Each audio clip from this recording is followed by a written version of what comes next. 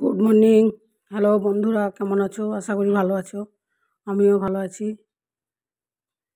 তো আজ আমি দেখাবো ঝিঙে দিয়ে আলু দিয়ে ডিমের অমলেট করে পোস্ত। তো আমি এটা কিভাবে করি তোমরা দেখো। প্রথমে ঝিঙেগুলো নিয়ে কেটে নিলাম, আলু কেটে নিলাম সরু সরু পাতলা পাতলা করে, আলুগুলো কষতে কষতেই যেন সেদ্ধ হয়ে যায়। তারপরে ধুয়ে নিয়েছি, এইদিকে আমি তাওয়া চাপিয়ে দিয়েছি, ডিমের অমলেটটা করে নিলাম।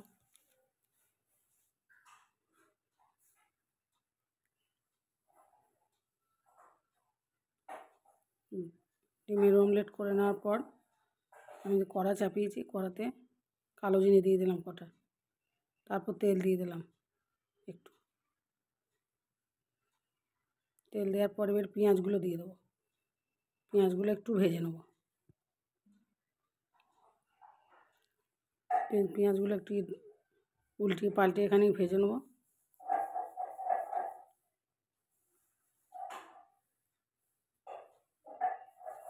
পেঁয়াজ আমি সব তরকারি দিই না, তাও মাছ মাংস ডিম ছাড়া অন্য তরকারিতে খুব একটা দিই না। এটা দিলাম, ডিম দেওয়া আছে, তারপরে আলু দিয়ে দেবো এর উপরে।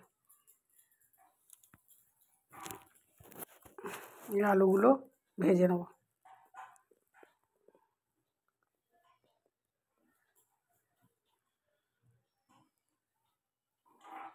এইদিকে আমি একটা মিক্সিং বলে পোস্ত নিয়েছি পরিমাণ মতো, একটু জিরে গুঁড়ো দিয়ে দিলাম, একটা কাঁচা শুকনো লঙ্কা দিয়ে দিলাম, দিয়ে একটু পেস্ট করে নেবো। আর এদিকে আলুগুলো কষা হয়ে গেছে, আমি আলুর উপরে ঝিঙেগুলো দিয়ে দিলাম। মানে ঝিঙে তো তাড়াতাড়ি সেদ্ধ হয়ে যায়, ওই জন্যে আলুটা আগে ভেজে নিলাম, নিয়ে ঢাকা দিয়ে দিলাম। ঢাকা খুলে দেখি অনেক ভেজে গেছে। তারপরে নুন দিয়ে দিলাম পরিমাণ মতো। ঝালটা নিজেদের মতো দেবেন, আপনারা কেউ যদি করেন ঝালটা নিজেদের মতো। আমরা যেমন ঝাল খাই সেরকম ঝাল দিলাম। আর এদিকে অমলেট করা ছিল, অমলেটগুলো দিয়ে দিলাম, দিয়ে আর একটু ভেজে নেব। তো সেদ্ধ হয়ে গেছে সবই, আলু সেদ্ধ হয়েছে, ঝিঙেও সেদ্ধ হয়ে গেছে প্রায়। আমি এটা কষবো। তারপরে পোস্তটা এদিকে আমি বেটে নিয়েছি, পোস্ত বাটাটা দিয়ে দিলাম।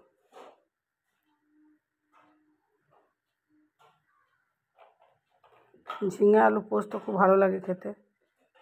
ঝিঙে দিয়ে অনেক কিছু পোস্ত করা যায়, ডিম দেওয়া যায়, চিংড়ি মাছ দেওয়া যায়।